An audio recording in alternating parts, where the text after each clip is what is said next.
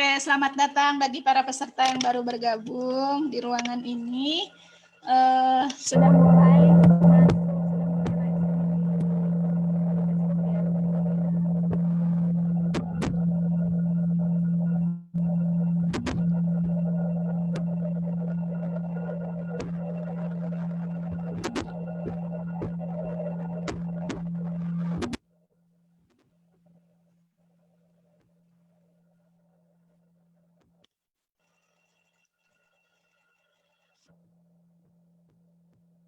Mbak Fitri sudah masuk, Teh. Oke, kita bisa mulai. Ini Mbak Fitri. Mas Aannya udah masuk belum ya? Mbak Fitri sudah masuk. Narasumbernya udah masuk belum? Aan belum.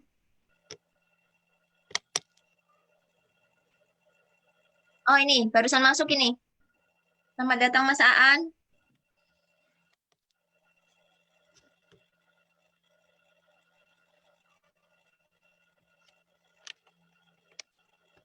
Oke, kita mulai ya teman-teman ya. Assalamualaikum warahmatullahi wabarakatuh. Selamat siang menjelang sore, salam sejahtera buat kita semuanya. Teman-teman, terima kasih yang sudah bergabung di ruangan ini. Pada siang hari ini, terima kasih kepada Mas Aan Ansori yang juga sudah bergabung. Kita akan diskusi sekitar 1,5 sampai 2 jam. Halo, yang nanti akan dipandu oleh yang nanti akan dipandu oleh moderator Mbak Maulia Malik. Di sini juga sudah hadir ada juru bicara isyarat, ada Mbak Fai, ada Mbak Mada. Terima kasih sudah bergabung. Dan kita akan memulai teman-teman ya. Kita akan memulai acara dengan seperti biasa kita akan berdoa dulu. Menurut keyakinan kita masing-masing, berdoa dimulai.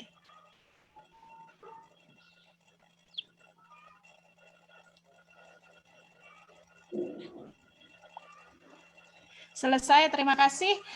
Sebelum saya serahkan ke moderator, kita akan mendengarkan dulu sedikit sambutan dari Srili oleh Mbak Fitri. Mbak Fitri ini Wakil Koordinator Sri Kandi Lintas Iman. Pada Mbak Fitri dipersilakan. Sambutan. Iya, selamat siang menjelang sore teman-teman semua. Assalamualaikum warahmatullahi wabarakatuh. Salam sejahtera untuk kita semua. Terima kasih untuk teman-teman yang sudah bergabung. Ada berisik apa ya? Ya, terima kasih untuk teman-teman yang sudah bergabung di Zoom meeting hari ini, di seminar hari ini.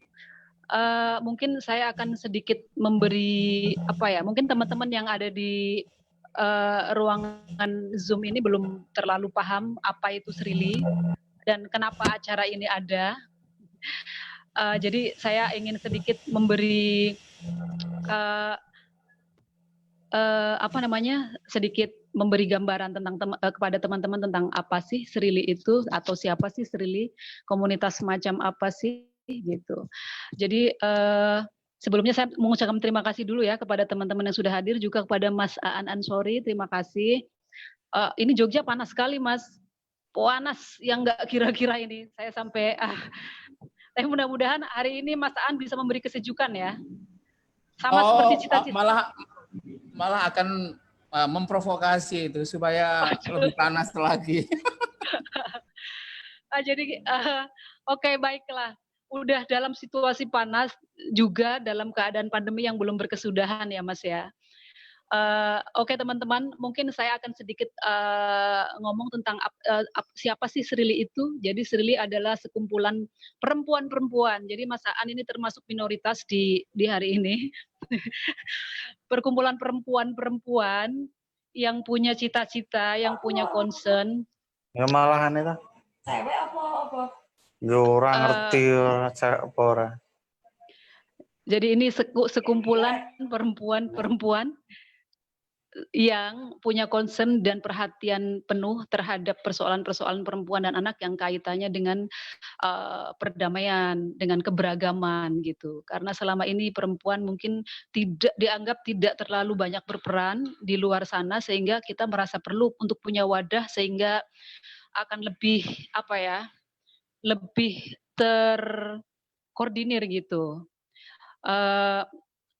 Rangkaian seminar hari ini adalah merupakan rangkaian dari acara programnya Srili yang kebetulan bekerja sama dan didukung penuh oleh KAISID, merupakan program untuk mensupport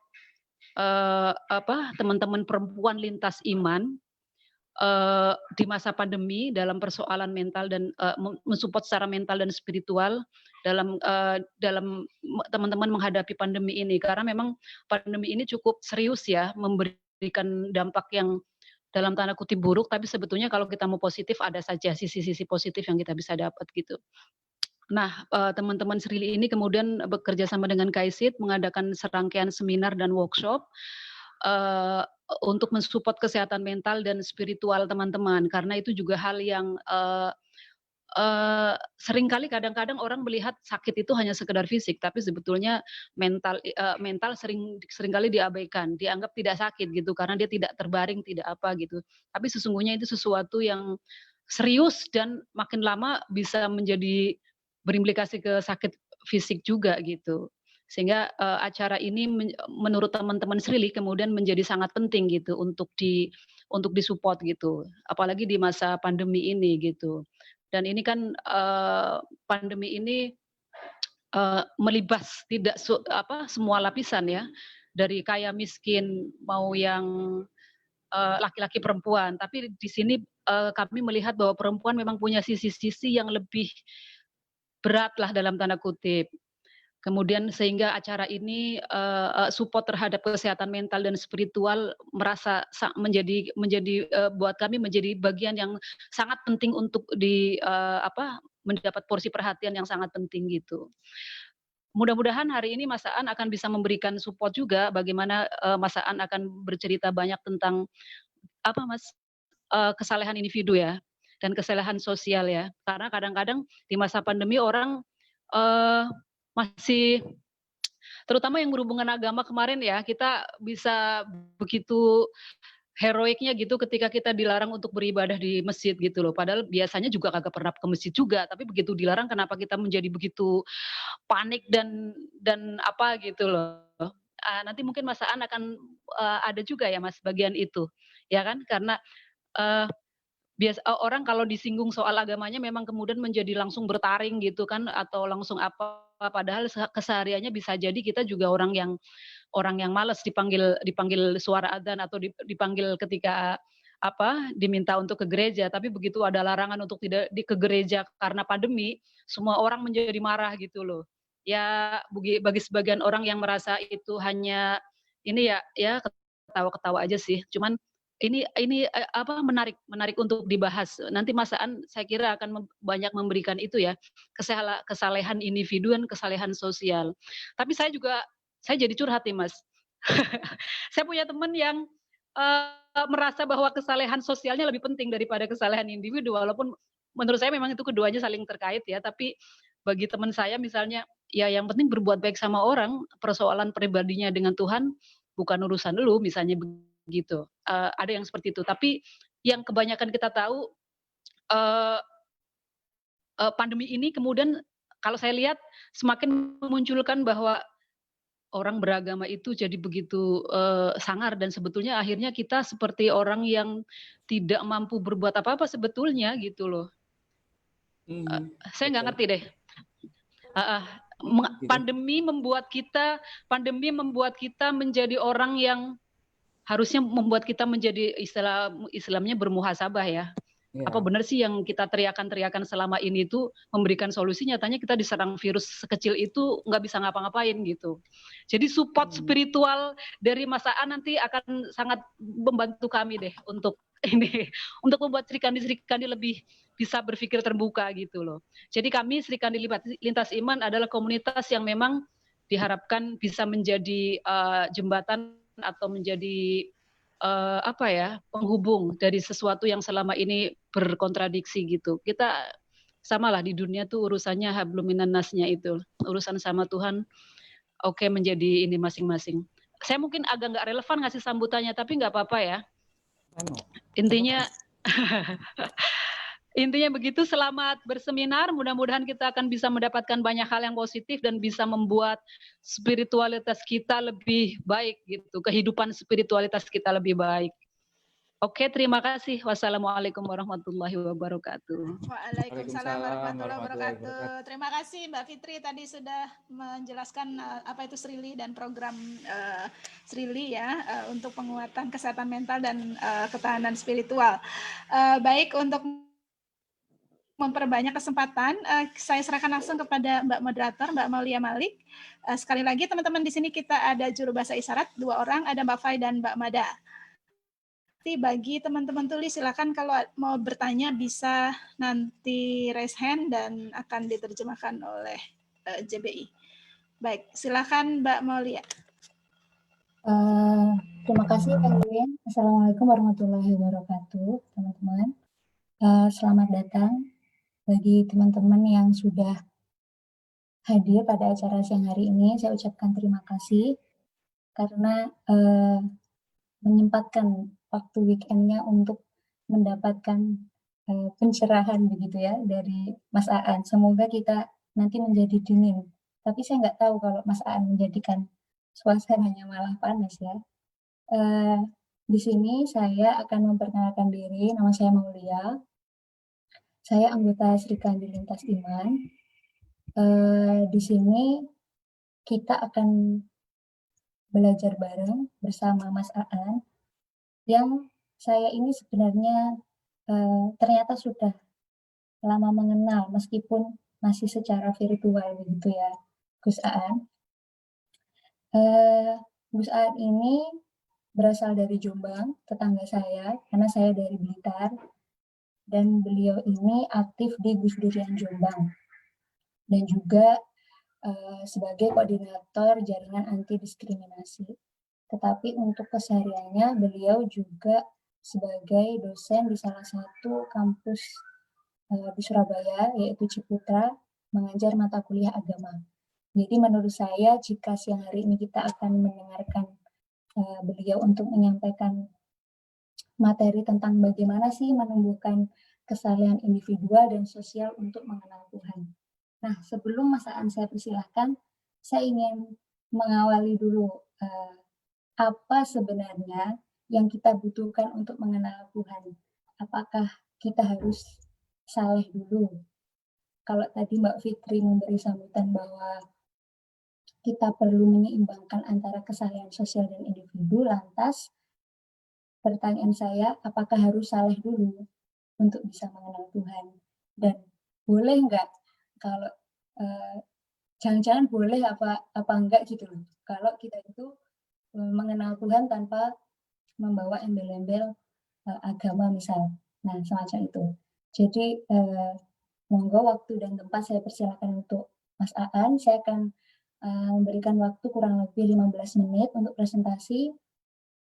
Selanjutnya saya akan membuka tanya jawab. Jadi buat teman-teman yang nanti ingin bertanya di tengah Mas Aan sedang presentasi, monggo mengisi di chat, di Zoom chat, atau teman-teman yang di Facebook bisa nulis di kolom komentar.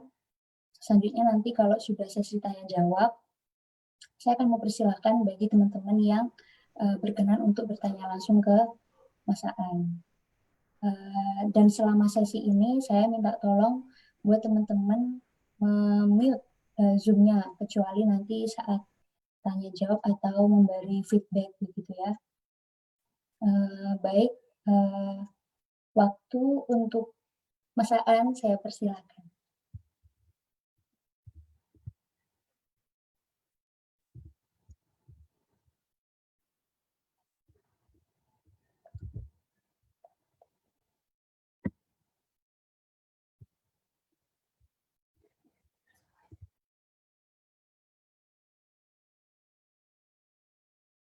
Halo semuanya, apa kabar? Apakah sudah kelihatan screen saya? Sudah, Gus. Apa? Screen-nya kelihatan apa? Tapi ini slide-nya kayaknya slide yang ketiga deh, bukan yang pertama. Ini langsung kayak penolakan jenazah COVID gitu ya. Sebenarnya potensi diskriminasi ras dan etnis sangat tinggi. Ini Nah, sekarang Nah, udah sip. ini. Memikirkan Oke. ulang. udah. Oke, teman-teman semuanya, assalamualaikum warahmatullahi wabarakatuh. Khususnya Wiwin, teman saya yang sangat saya cintai karena sama-sama Gemininya.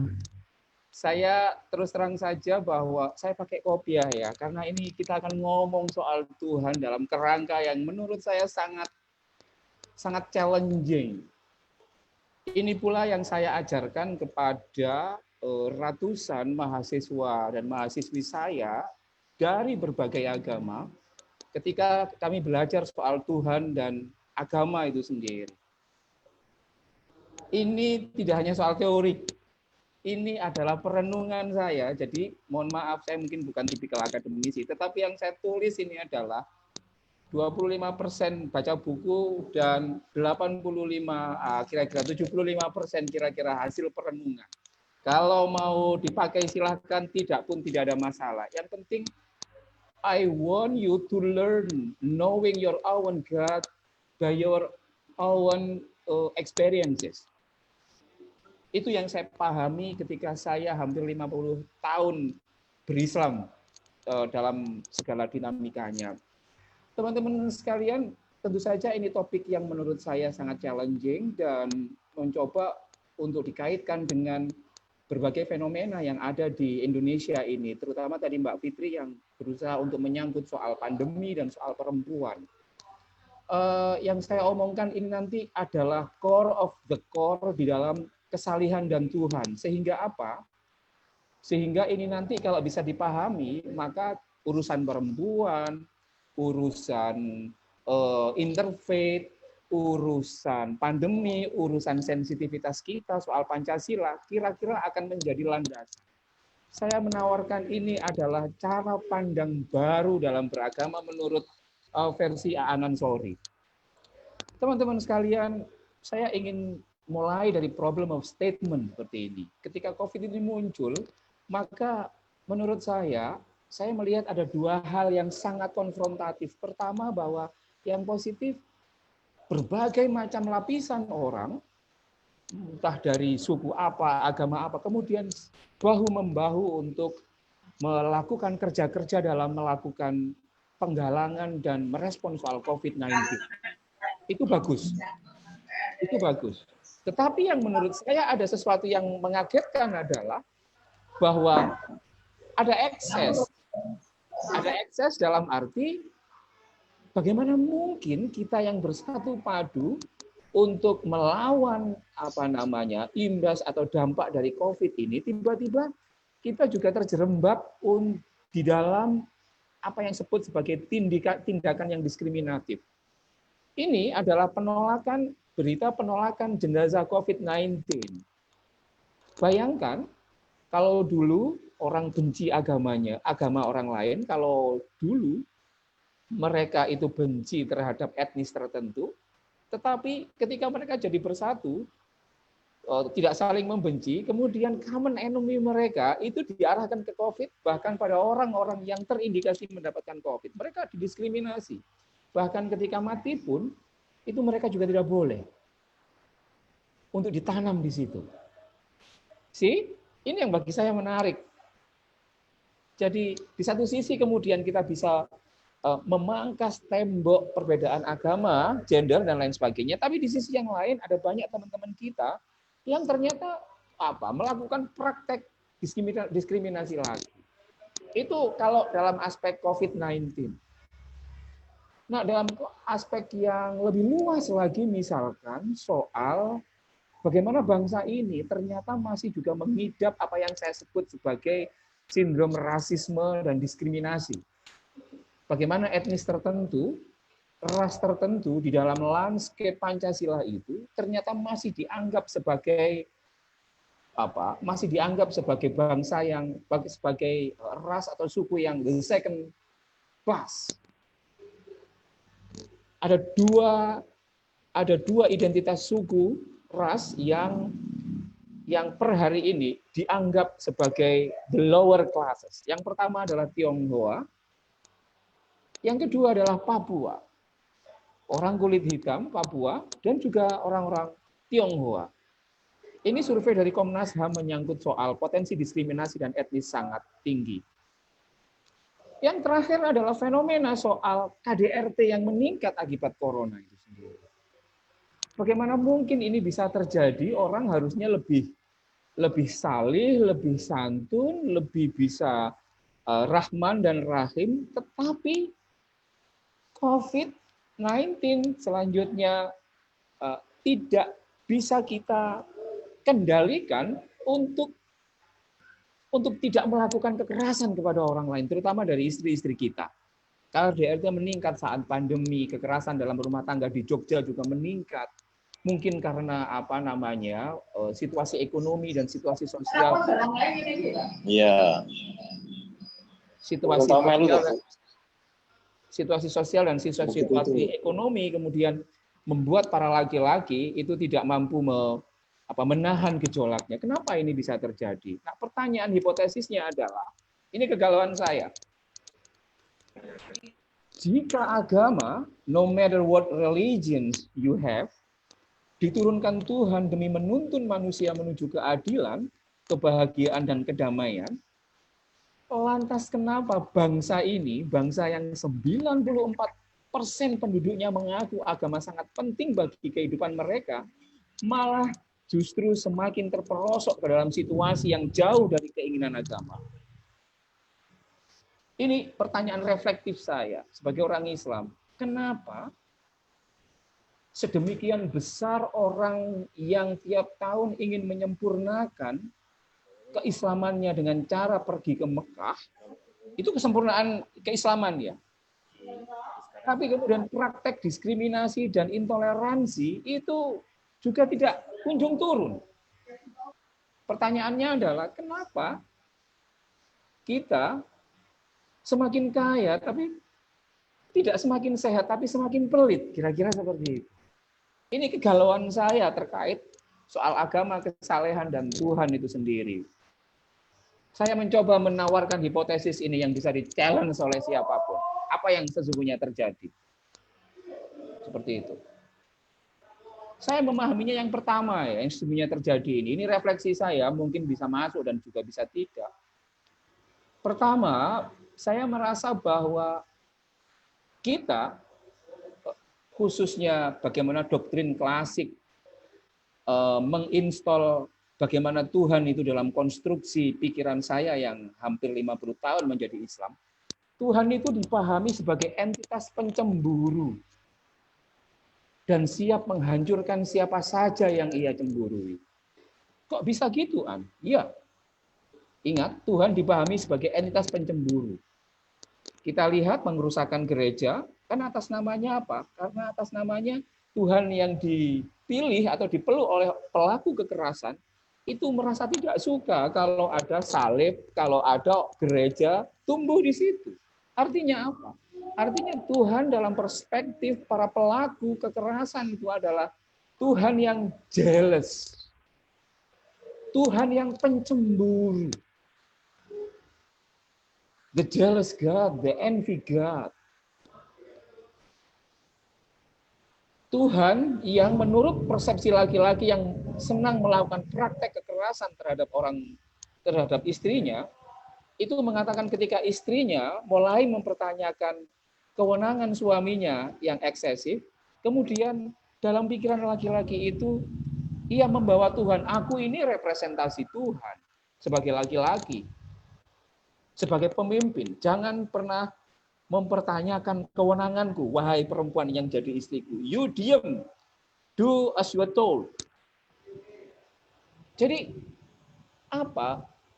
Tuhan pencemburu itu misalkan juga ketika banyak orang Islam yang nggak tahu bagaimana cara memahami keislamannya, tiba-tiba nggak suka dengan candi, tiba-tiba nggak suka dengan Candi Borobudur, nggak suka dengan patung, nggak suka dengan yang lain karena dianggap Tuhan pasti akan marah. Tuhan dalam kerangka Islam klasik dipersepsi sebagai Tuhan yang menurut saya the jealous God. Tuhan yang dalam konteks penolakan jenazah COVID menganggap bahwa Tuhan tidak suka dengan jenazah yang terkena COVID sehingga itu boleh didiskriminasi. Hati-hati, saya menawarkan sesuatu yang sangat fundamental di dalam melihat Tuhan. Ya. Sepanjang cara kita melihat Tuhan adalah Tuhan yang tidak bisa merangkul semuanya, Tuhan yang tidak rahman rahim, Tuhan yang pencemburu, maka di titik itu pula ini akan berimplikasi berdasarkan teori domino efek, ia akan berimplikasi kepada banyak aspek. Yang kedua, menurut saya yang sesungguhnya terjadi seperti ini akan saya ngomong. Tuhan pada gambaran dan kesadaran banyak orang, entah kalian Kristen, Islam, atau yang lain, itu ada banyak orang yang menyangka dan memproyeksikan Tuhan itu sangat senang. Jadi menurut persepsi banyak orang, Tuhan itu sangat senang kalau kita menyembahnya. Menyembahnya dalam arti ritualis, ya. Sembahyang. Maksud saya begini. Bukan berarti saya ingin mengatakan ke gereja dan sholat itu bukan hal yang penting, tidak. Tetapi yang perlu kita renungkan dalam konteks hari ini adalah we serve God or we serve other for God. Ingat, kalau we serve God, kita melayani Tuhan dan kita memaknainya, kita harus ke gereja tanpa perlu harus merasa baik dengan tetangganya, atau kita harus berpuasa tanpa merasa perlu harus terupgrade sensitivitasnya, kita harus pergi haji tanpa merasa perlu untuk menunjukkan sikap toleransinya sebagai dampaknya, atau kita sholat tapi kemudian kita masih minus sensitivitas, maka sesungguhnya kita ini sedang merayu Tuhan, menganggap Tuhan ini butuh dengan semua ibadah kita. Padahal itu sesungguhnya kan nggak masuk akal. Tuhan itu nggak butuh puasa kita. Kalau mau konkret ya, kalau Tuhan butuh dengan puasa kita, berarti ia tidak lagi bisa menjadi Tuhan karena ia butuh. Ia tidak butuh sholat kita. Bukan berarti saya mengajak semua orang untuk tidak sholat, tidak. Tetapi harus diingat, we serve God or we serve others for God. Di titik ini saya ingin mengatakan, saya ingin menyinggung apa yang dikatakan oleh Mbak Fitri dan juga apa yang disampaikan oleh moderator itu sendiri. Artinya apa? Kalau kemudian kita sholat saja atau ke gereja saja, tetapi itu tidak menumbuhkan semacam kesalehan sosial pada orang, maka pada titik itu Anda harus hati-hati, kita harus hati-hati. Jangan-jangan kita sedang mempersepsi Tuhan itu sedang butuh sholat kita. Padahal itu kan nggak mungkin Tuhan butuh sholat kita. Wong hari ini misalkan kita bikin petisi change.org, misalkan, kita tanda tangan mulai hari ini kita kita mosi tidak percaya Tuhan sebagai Tuhan. Jutaan kemudian kita bisa menggalang dukungan di change.org, Tuhan juga masih nyantai saja, terserah kamu. Kamu mau mengakui diriku sebagai Tuhan atau tidak, saya tetap Tuhan. Artinya apa? Ia tidak butuh siapapun itu sendiri. Maka saya ingin mengajak bagaimana kita kembali dalam agama kita masing-masing untuk memikirkan dua hal ini dalam cara bertuhan. Pertama, kesalehan dan cara beragama kita bertuhan itu pilihannya ada dua. Ini center. Satu sisi kita mengarahkan center itu ke langit. Kita nggak tahu ujungnya di mana. Kita juga nggak dapat feedback. Kita cuman kasih center ini saja. Center ini adalah sholat kita. Center ini adalah puasa kita, senter ini adalah tasbih kita, senter ini adalah mazmur kita, senter ini adalah bentuk rayuan kita kepada Gusti. Tetapi kosong. Ataukah sesungguhnya, ini pilihan saya, kita mengarahkan senter itu ke kaca. Kalian tahu bagaimana senter itu ketika disemprotkan ke kaca seperti ini? Ia akan reflektif. Ia akan reflektif. Sebab kaca tidak butuh sinar itu. Ia akan memberikannya balik kepada kita. Maksud saya begini. Harusnya cara kita mempersepsi Tuhan itu adalah to serve other. To serve other. Bukan ritual itu sendiri. Yang ingin saya katakan, jika pada titik tertentu, saya diminta untuk memilih. Saya taat sholat, atau taat berpuasa, tapi pada satu sisi saya semakin tidak toleran terhadap teman-teman saya yang di Kristen, ataukah saya tidak melakukan puasa, namun kemudian saya menemukan spiritualitasnya dan pada titik itu saya bisa mengembalikan sinar ketuhanan itu sendiri kepada kelompok minoritas. Jika itu pilihan dua-duanya, saya akan memilih yang kedua. Meskipun sebenarnya pilihan idealnya adalah saya bisa puasa, plus sekaligus saya juga bisa dan wajib untuk bisa memberikan toleransi kepada yang lain. Tapi kenyataannya banyak teman-teman, semakin ia salih, semakin ia terlihat salih secara ritual, pulang dari haji, kemudian yang awalnya sebelum haji dia bisa hahi dengan temannya yang berbeda agama, berbeda keyakinan, tapi setelah pulang dari haji kemudian ia mengatakan, oh sorry, saya tidak lagi bisa nongkrong ke gereja karena saya sudah haji. Bagi saya itu problematis secara personal. Itu kemunduran. Bagi saya kesalehan itu pilihannya cuma ada dua.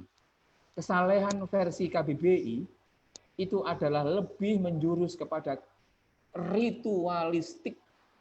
Anda akan dianggap sebagai pribadi yang saleh kalau kemana-mana pakai jubah, dikit-dikit kutip ayat, atau kemudian suka menyebarkan hoax yang itu bisa menyakiti agama lain. Itu mungkin dianggap sebagai kesalehan.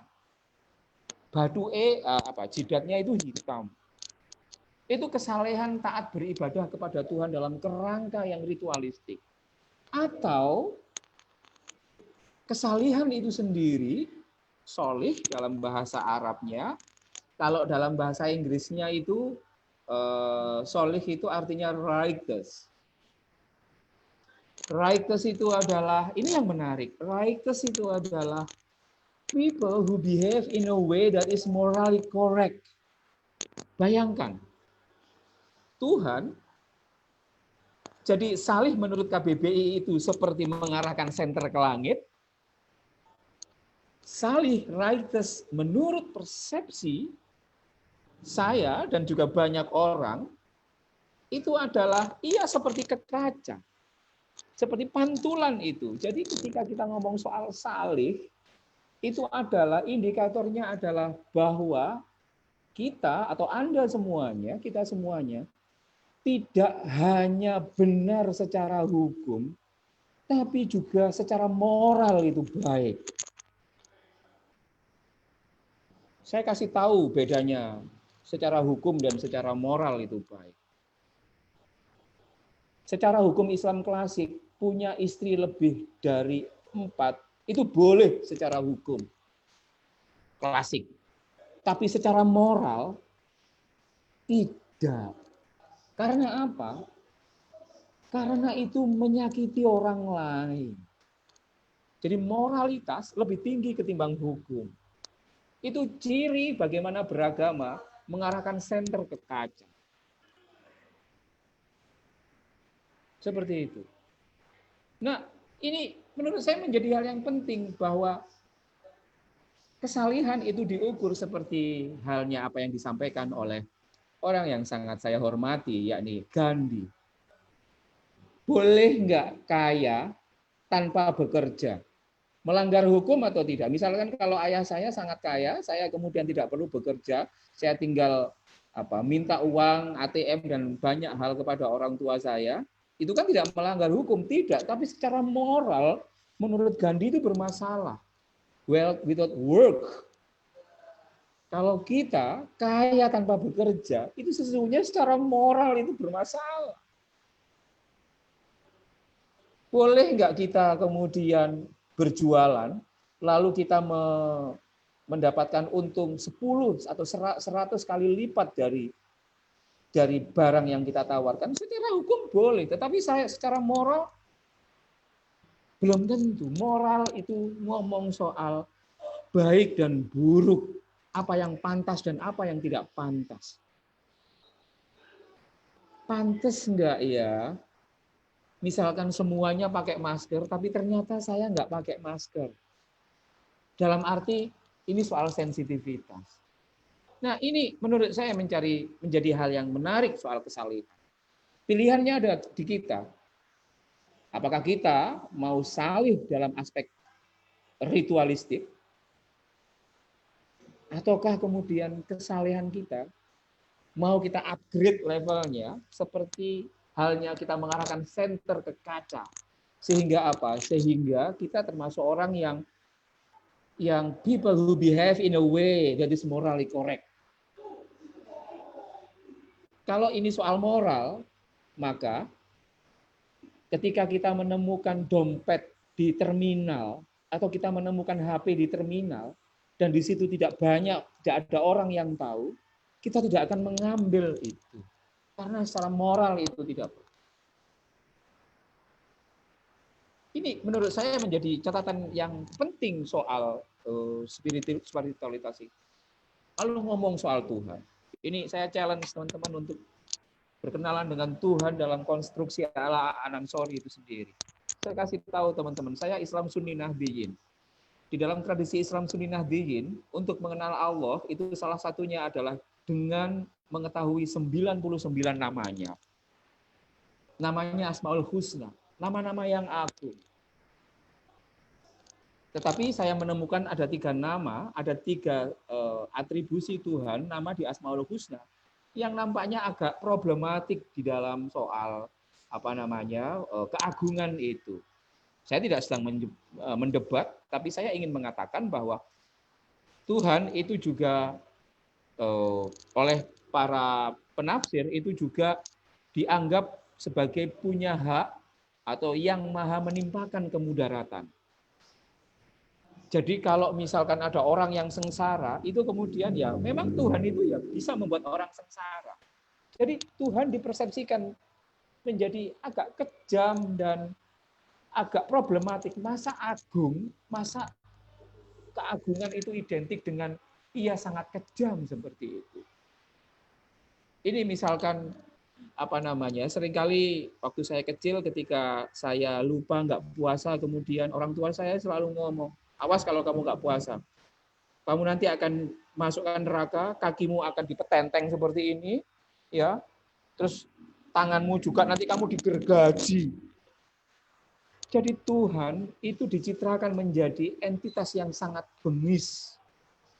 Saya tidak tahu ini benar atau tidak, tapi implikasinya adalah orang bisa menjadi bengis atas nama Tuhan. Dari 99 nama ini, saya baru ngerti.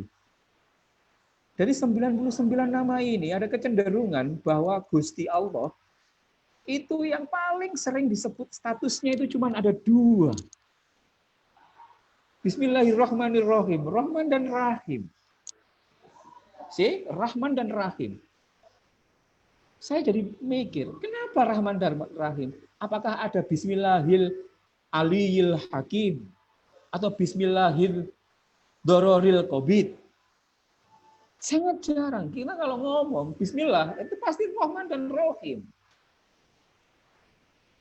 Saya ingin mengajak kepada teman-teman untuk mengeksplorasi soal Rahman dan Rahim ini. Karena oleh banyak penafsir ketika saya di pesantren, Rahman dan Rahim ini kemudian dimaknai bahwa Gusti itu bisa mengasihi semuanya orang di dunia, dan Rahim dimaknai Gusti ini hanya mengasihi orang-orang Islam saja ketika di akhirat. Saya mendapat doktrin seperti itu dan saya kira masih banyak orang yang memaknai seperti itu. Saya kemudian men-challenge dan mencari tahu. Bismillahirrahmanirrahim kemudian saya lihat dalam translasi atau terjemahan bahasa Inggris karya Yusuf Ali. Di situ ia diterjemahkan sebagai in the name of Allah, most gracious, most merciful. Saya menemukan Tuhan itu dalam kerangka ini, teman-teman sekalian.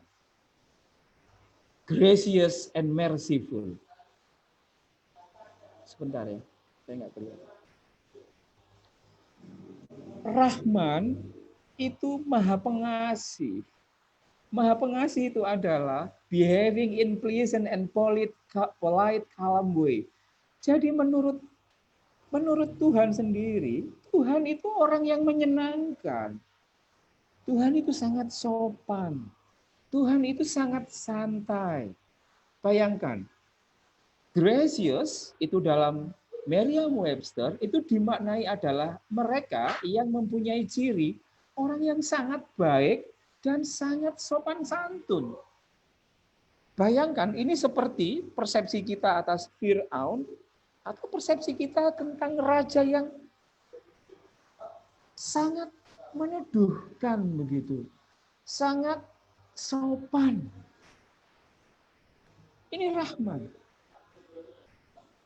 Ini ia seperti ibu yang ketika anaknya salah, ibu itu nggak marah. Ibu itu, sini nak, tak peluk nak kamu nak. Sini nak, aku tahu kamu melakukan kesalahan, tapi aku ibumu. Aku mengasihimu. Sebesar apapun kesalahanmu. Bukan seorang ibu yang ketika melihat anaknya melakukan kesalahan lalu ia bawa parang. Sini nak kamu nak, tak penggal kamu. Atau tak etet-etet. No. Tuhan dalam konstruksi Aan, Rahman itu adalah ia yang sangat menyenangkan, ia yang sangat sopan, ia yang sangat santai, ia yang mengatakan, oh, kamu lakukan dosa, it's okay, sepanjang kamu mengakui itu tidak akan dilakukan lagi, oke, aku bisa memahaminya. Saya nyaman dengan itu. Dan yang selanjutnya ini soal rahim. Ibu, bapak, dan teman-teman sekalian, rahim ini sangat powerful. Rahim itu saya ambil dari kata teman-teman perempuan semuanya, sangat yakin saya punya rahim. Rahim itu powerful karena apa? Senakal-nakal pun anak tersebut yang ada di dalam kandungan, seorang ibu tidak akan pernah berpikir akan ngamuk kepada janinnya dan membunuh janinnya itu. Senakal-nakalnya anak di dalam kandungan, di dalam rahim, ia pasti akan memaafkannya. Begitulah Gusti. Someone who is merciful is willing to be kind and forgive people. Jadi yang ingin saya katakan, saya bertuhan dengan orang yang Rahman dan Rahim. Dan ketika saya center ke sana, maka saya merasa punya kewajiban untuk juga memancarkan kerahman dan kerahiman Tuhan itu kepada others. Dalam konteks yang paling clear adalah seperti ini. Kalau tiba-tiba saya Islam, lalu ada teman saya, tetangga saya, menyodorkan surat persetujuan untuk pendirian rumah ibadah. Saya sebagai orang Islam dia mau mendirikan gereja di situ dan ia butuh tanda tangan saya, maka kesalehan kita itu akan ada di persimpangan. Bagi kalian, bagi kita yang menolak menandatangani itu, maka sesungguhnya sangat mungkin kita ini bertuhan kepada Tuhan yang jealous. Saya nggak mau menandatangani ini. Kamu sesat, kamu terkutuk, kamu menyembah patung, maka dan Tuhan saya tidak memperbolehkan seperti itu, saya nggak mau tanda tangan. Ini satu sisi ritualitas yang beragama seperti itu. Tetapi kalau kita kembali ngomong soal dan Rahman dan Rahim, maka saya membayangkan orang yang beragama dengan Rahman dan Rahim, ia akan ngomong, oh butuh tanda tangan saya ya, sini saya kasih tanda tangan. Tak bantu untuk mencari tanda tangan teman-teman Muslim yang lain.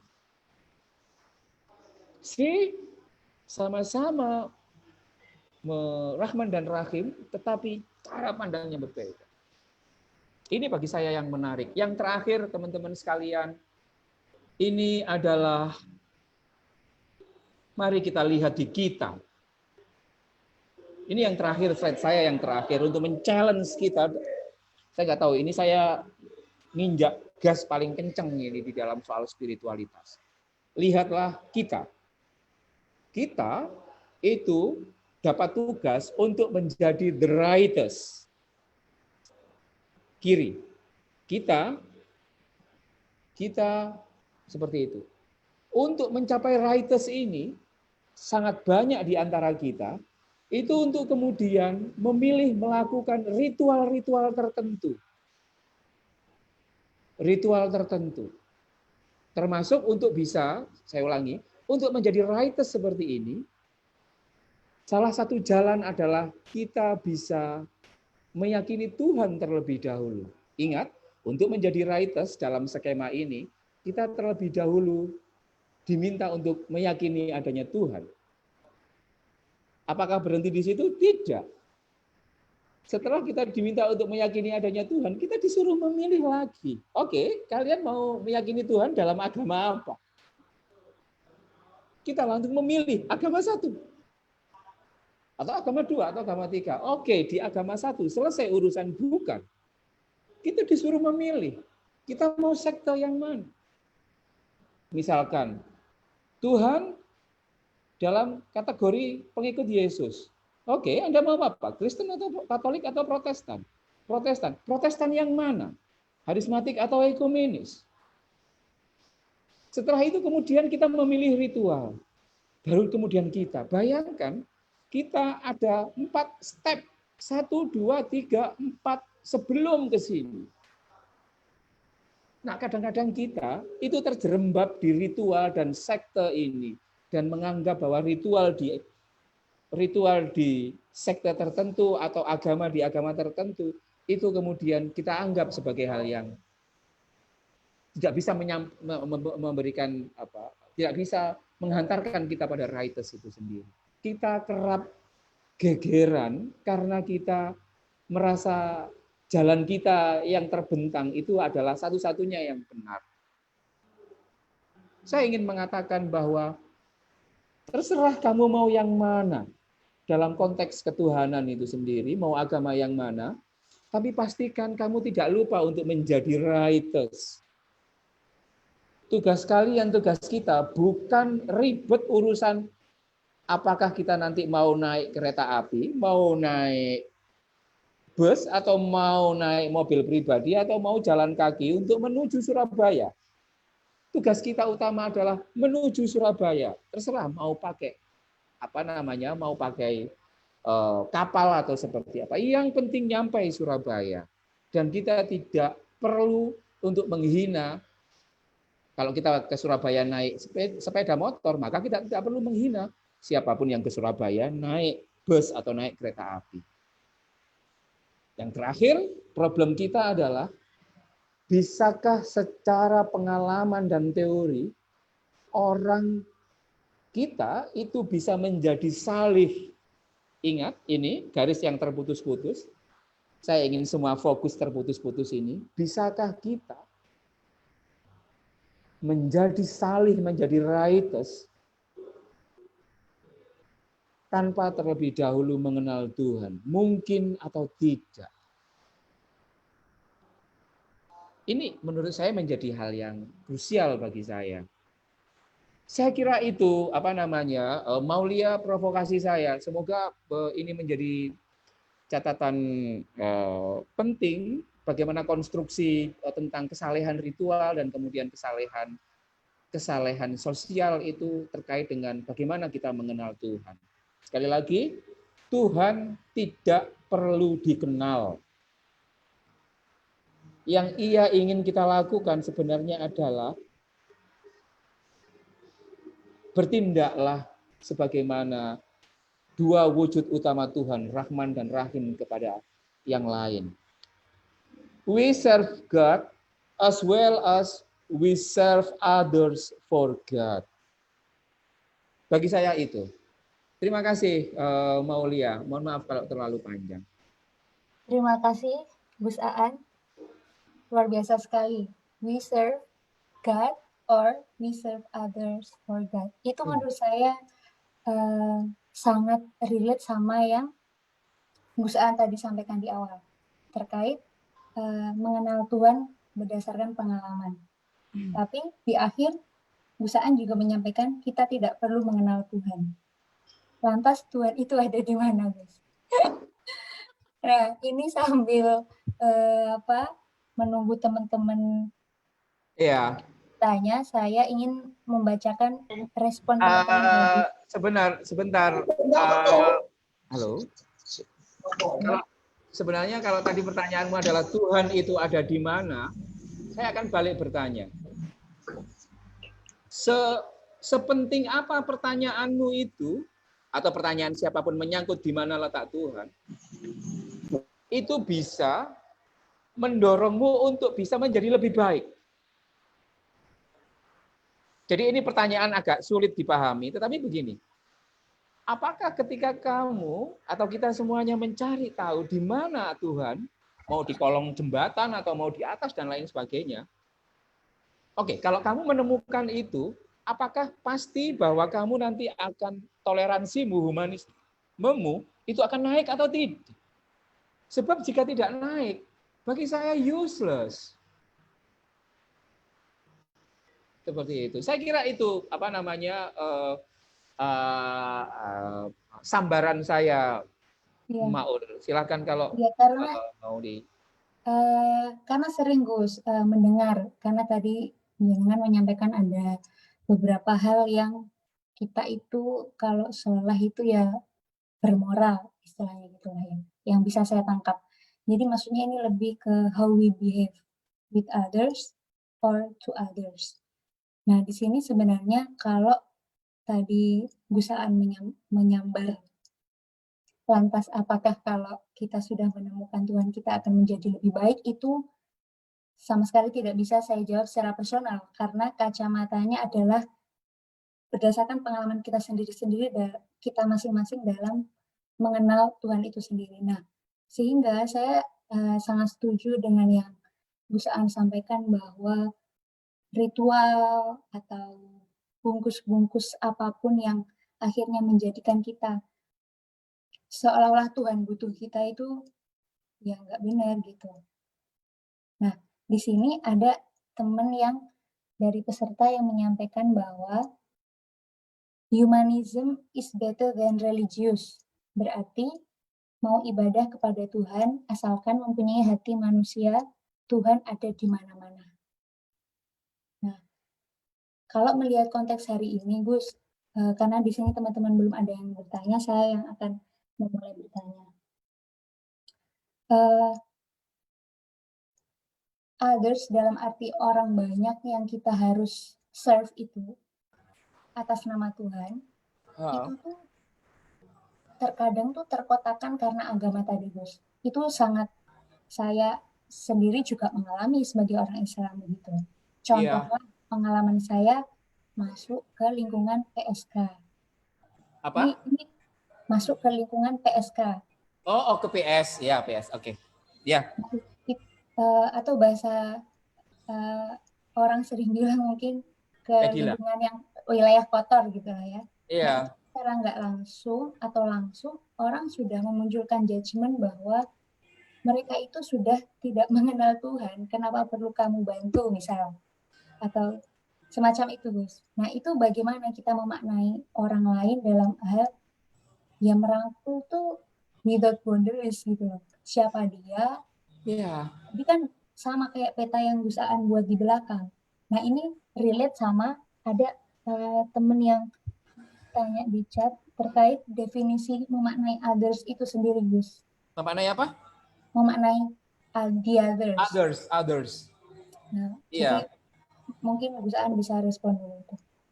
Oke, terima kasih. Saya sangat bersemangat sekali di forum ini, terutama teman-teman.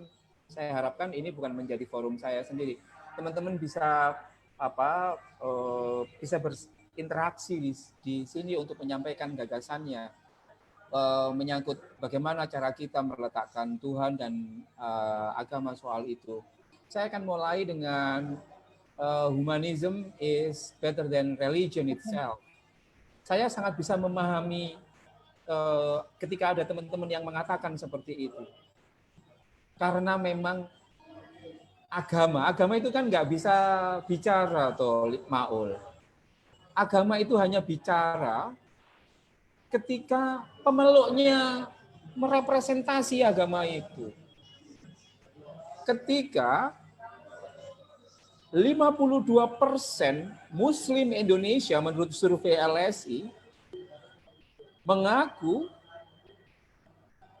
keberatan dengan rumah ibadah agama lain, 52% ya.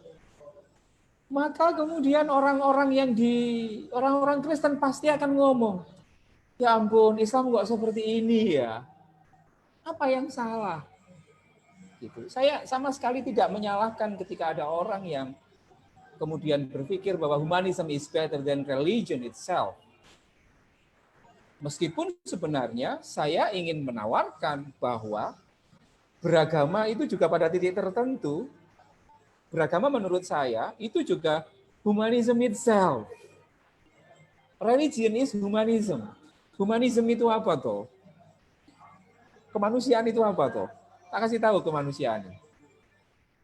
Kemanusiaan adalah keyakinan pada diri kita yang menganggap bahwa setiap orang pada dasarnya adalah baik. Saya ulangi lagi.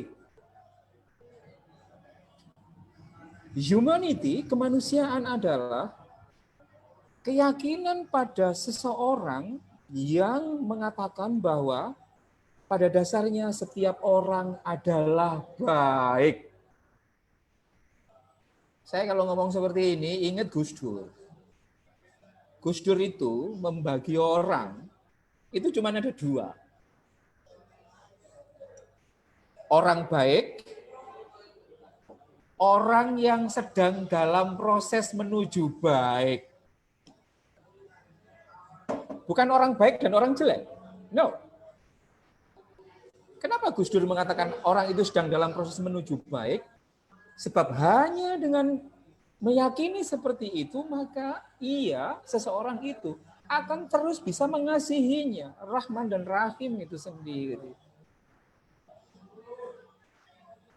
Itu sebabnya ketika banyak politisi-politisi yang tidak suka dengan Gus Dur, Pak Harto misalkan, Anda kalau baca bukunya Greg Barton bagaimana Pak Harto melakukan aneka politiking kepada Gus Dur itu, pasti akan tahu betapa jahatnya Pak Harto waktu itu. Tetapi ketika Gus Dur naik jadi presiden, orang yang pertama kali ditemui itu adalah Pak Harto.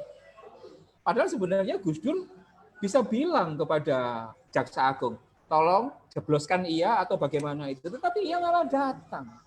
Ingat konsep Rahman dan Rahim, terutama Rahim. Seperti itu. Jadi bagi Gus Dur, ketika ada orang yang mencederai kita, maka sesungguhnya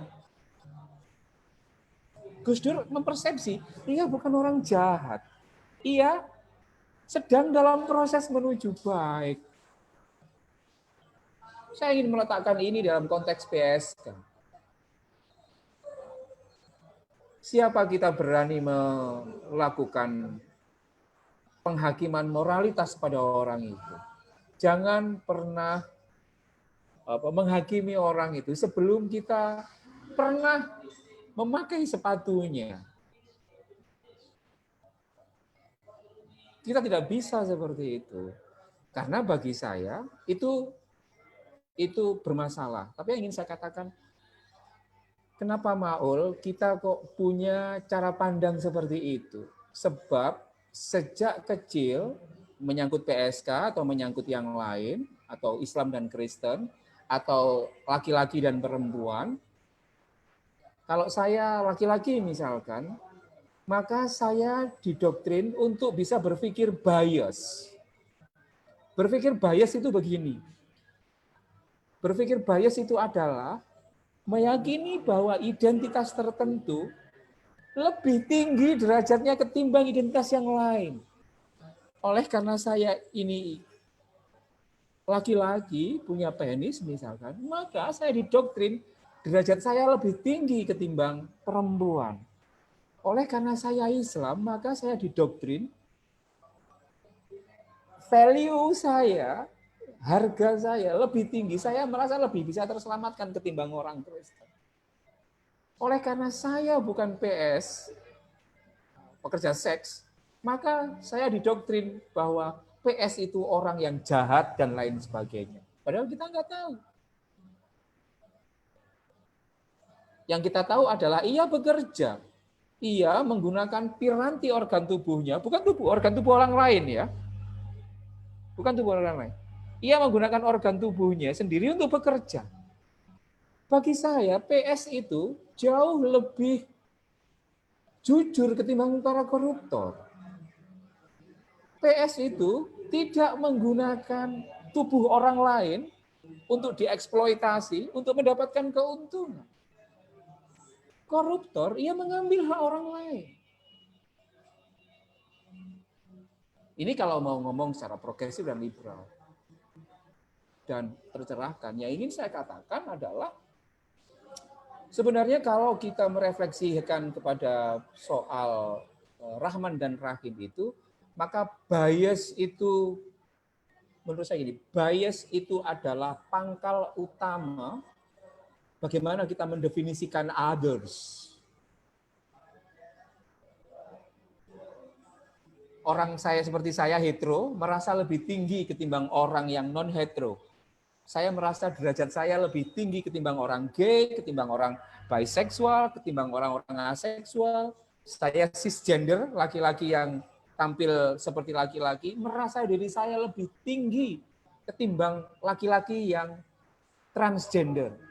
Itu cara pandang yang bias yang kemudian itu kita proyeksikan menganggap bahwa orang yang tidak seperti saya, laki-laki yang tidak seperti saya, yang ngondek, yang kemudian di perempatan jakal yang pakai kencreng itu menjadi lebih rendah. Karena apa? Karena sejak kecil kita dididik untuk berpikir bias. Sistem pendidikan kita melanggengkan itu. Mana ada sekolahan-sekolahan yang mengatakan bahwa anak-anakku sekalian, kita itu sama kok sejajar dengan para waria. Atau kita orang Islam sebenarnya sama-sama benarnya dengan agama-agama yang lain. Nah, ini yang bagi saya penting untuk diintrodusir. Dari mana itu kemudian muncul? Tentu saja dari refleksi kita menyangkut soal ketuhanan dan bagaimana kesalehan itu muncul. Itu sih Lia responku. Mohon maaf kalau terlalu panjang. Nggak apa-apa, Gus. Karena Banyak kita yang masih punya waktu banyak ini. Nah, Itu- di sini saya tidak merespon Gusaan, tapi langsung mempersilakan teman-teman yang mau bertanya langsung sama Gusaan. Yang pertama ini ada Mas Andi. Silakan Mas Andi menyalakan speakernya untuk bertanya kepada narasumber. Ya, cek suara moderator. Iya, oke, Mas. Saya sambil makan siang. Baik. Assalamualaikum warahmatullahi wabarakatuh. Salam sejahtera untuk kita semua. Om Swastiastu, Namo Buddhaya. Salam kebajikan. Puji Tuhan, Gus Aan atas ulasan yang sangat menarik. Perkenalkan, saya Andi dari Makassar. Ya, saya tertarik juga karena saya melihat ada Mbak Yu saya di sini, Sri Kandi dari Jogja. Pada bulan Maret kemarin saya sempat ketemu di Makassar melakukan Siapa itu? kulinari dialog. Wiwin? Ya, persis Gus. Di Makassar kemarin ketemunya, ada membahas tentang isu-isu perdamaian. Iya, gini Gus, saya pertama ingin mengutip di Alkitab. Ini kaitannya dengan di 1 Yohanes pasal 4 ayat 19 sampai dengan 21. Nah, di situ dikatakan bahwa kita mengasihi karena Allah lebih dahulu mengasihi kita. Nah, ini yang menarik di ayat 20-nya, Gus. Jikalau seorang berkata, aku mengasihi Allah, dan ia membenci saudaranya, maka ia adalah pendusta. Karena barang siapa tidak mengasihi saudaranya yang dilihatnya, tidak mungkin mengasihi Allah yang tidak dilihatnya. Dan perintah ini kita terima dari dia, barang siapa mengasihi Allah, ia harus juga mengasihi saudaranya. Ini sangat menyentuh sekaligus, ayat ini sangat sangat sering saya baca berulang-ulang karena begitu menggambarkan kasih Allah ya kepada kita, khususnya kita manusia. Karena di sisi lain jangan sampai kita merasa sangat soleh secara ritual, tetapi brutal secara hubungan kita dengan sesama manusia. Ya, jadi di sisi lain juga Gus, saya juga ingin mengutip di di Al-Maidah. Saya langsung di pertengahan ayatnya bahwa di situ dikatakan Al-Maidah ayat 82, dan pasti akan kamu dapati orang yang paling dekat persahabatannya dengan orang-orang yang beriman ialah orang-orang yang berkata, sesungguhnya kami adalah orang Nasrani. Yang demikian itu karena di antara mereka terdapat para pendeta dan para rahib, karena mereka tidak menyombongkan diri. Jadi dari kedua kutipan ayat ini, yang pertama tadi di Perjanjian Baru di 1 Yohanes pasal 4 ayat 20 dan di Al-Maidah ayat 82. Ini memberikan gambaran kepada kita bahwa memang sebenarnya haruskah kita mengeksklusifkan diri hanya karena kita merasa paling benar sehingga menuduh yang lain sesat atau bahkan menuduh yang lain itu kafir misalnya. Nah, bagaimana kita berdialog mungkin Gus dengan kawan-kawan kita yang berada di katakanlah ekstrim kanan yang cenderung sangat eksklusif dan cenderung menuduh salah atau menuduh kafir di luar kelompoknya. Terakhir saya ingin mengutip Gus Baha, bahwa Gus Baha pernah mengatakan bahwa sesungguhnya orang-orang yang mengajak kamu ke jalan Allah ternyata hanya mengajak kamu ke golongannya. Ini juga menarik, Gus. Terima kasih atas kesempatannya. Saya kembalikan kepada moderator. Monggo Gus Aan langsung di respon saja. Terima kasih Mas Andi. Saya itu senang kalau mendengar banyak teman-teman Kristen atau teman-teman yang lain mengutip Alkitab. Saya senang ya, karena pada dasarnya bahwa kita tidak tahu kebaikan itu akan datang dari mana. Tetapi menyangkut soal Alkitab ini, itu umat Islam itu kira-kira terbelah menjadi dua besar. Yang mayoritas adalah sebaik apapun, sekeren apapun Alkitab itu berkata, tapi karena Alkitab itu dianggap sebagai palsu dan lain sebagainya, maka itu tertolak dengan sendirinya. Seperti itu. I've been there. Saya pernah di sana.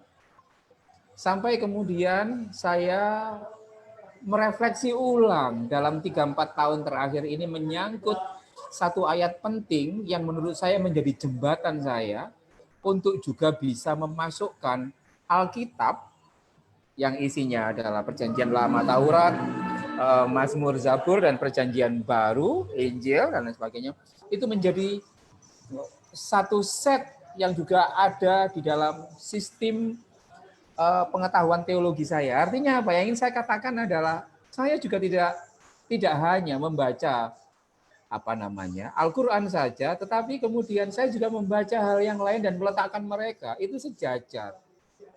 Apa landasan justifikasi, landasan Quranik saya? Di surat Al-Baqarah itu kan di situ dijelaskan alif lam mim dzalikal kitabul la raiba fi. Inilah kitab yang tidak ada keraguan sedikit pun, yang itu diturunkan kepada orang-orang yang bertakwa.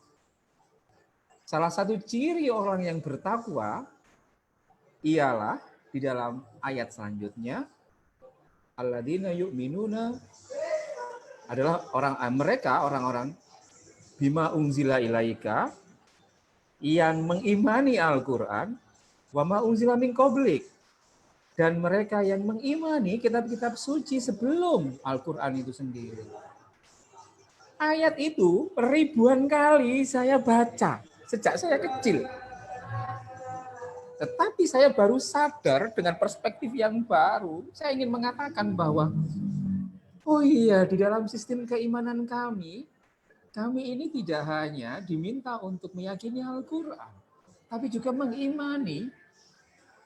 Yang itu juga harusnya mengimani adalah membaca dan menstudi soal itu juga. Itu kitab-kitab yang lain. Ini menjadi jembatan teologi saya.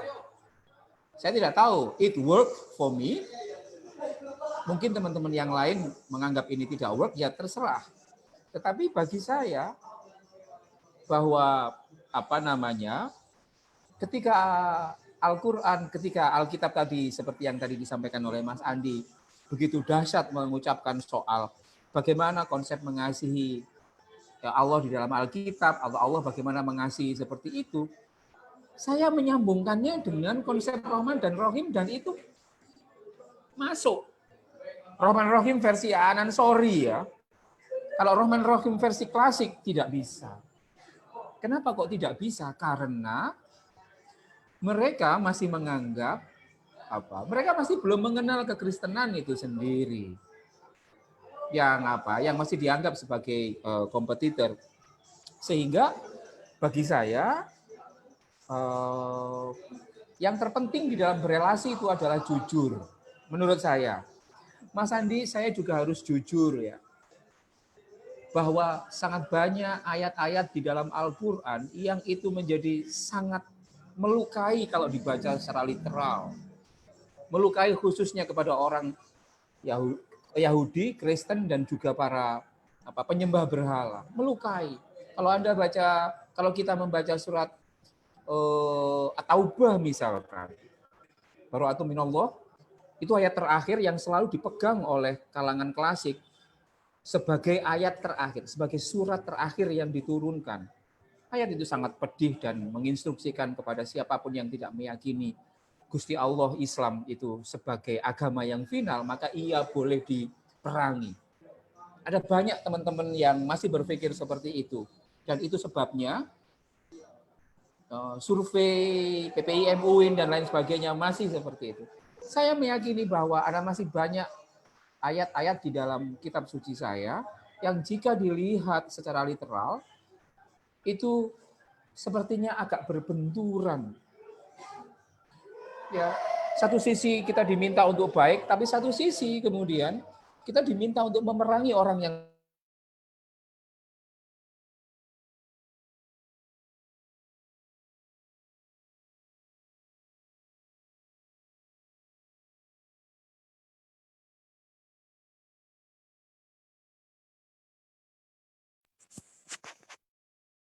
Sepertinya ini koneksinya Gusaan terputus, teman-teman. Saya akan coba menghubungi sebentar.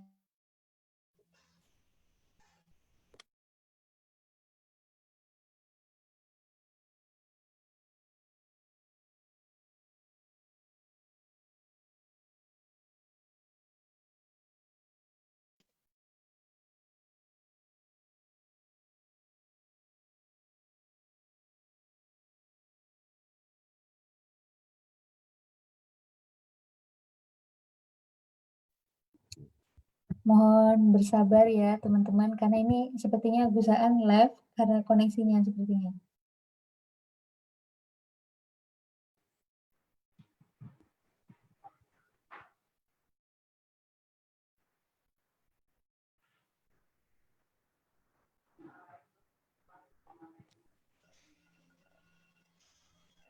Kalau misalnya sambil menunggu bisa foto bersama nggak ya sebentar? Oh iya bisa teh, boleh teh.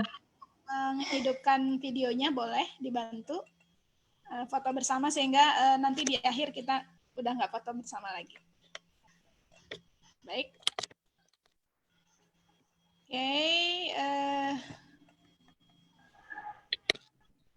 Ya. Sebentar. Oke. Saya akan full. Oke. Ada 3 kali. Sekarang yang pertama dulu. Baik. Saya hitung 1, 2, 3. Oke. Kemudian yang kedua. Oke. 1, 2, 3. Oke. Ini ada baby. Oke. Terakhir. 1, 2, 3. Oke.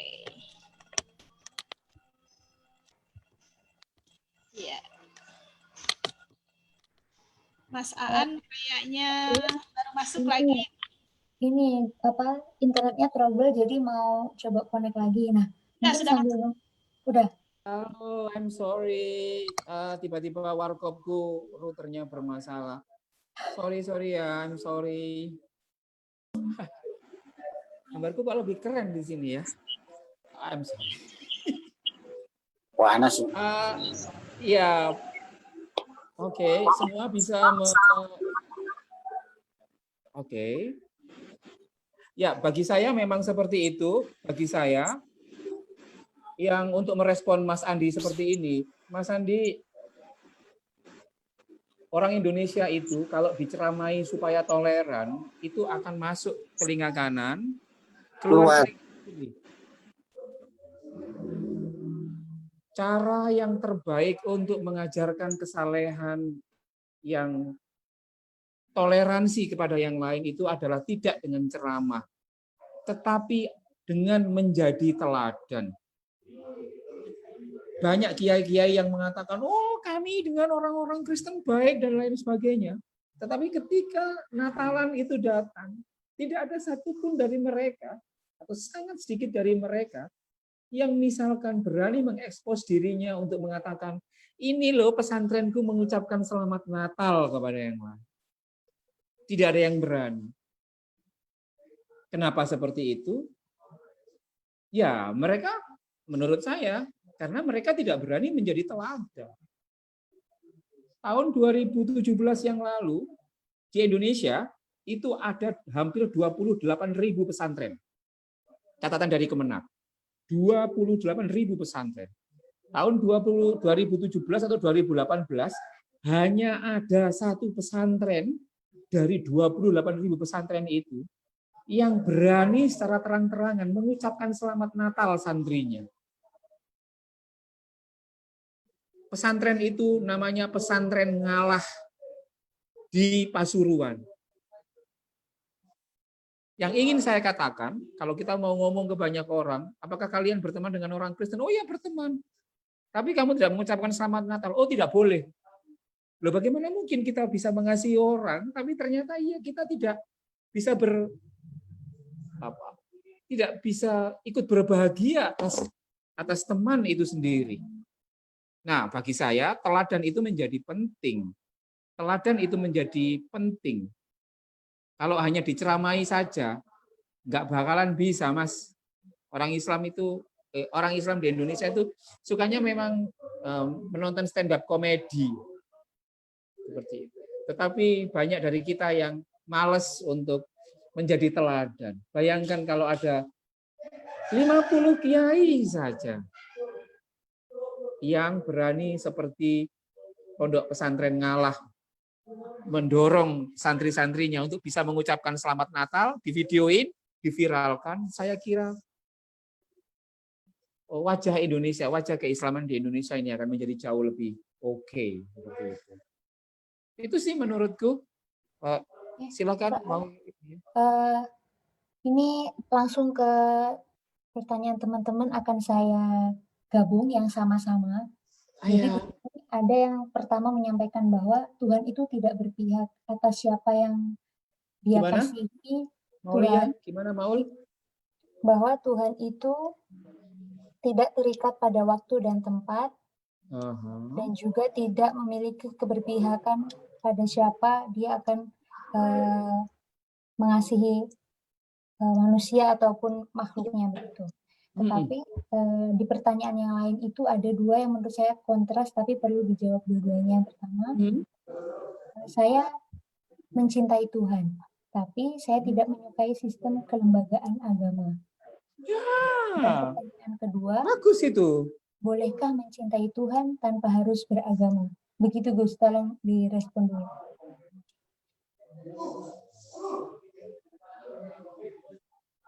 Kira-kira Tuhan itu keberatan enggak? Kalau misalkan ada orang yang ngomong ke Tuhan kayak gini. Katakanlah saya berhadapan dengan Tuhan sekarang ya. Saya bilang ngomong gini ke Gusti. Gusti keberatan enggak kalau saya bisa berbuat baik, menjalankan apa yang kamu inginkan, tapi aku tidak mempercayaimu. Kamu marah enggak Gusti?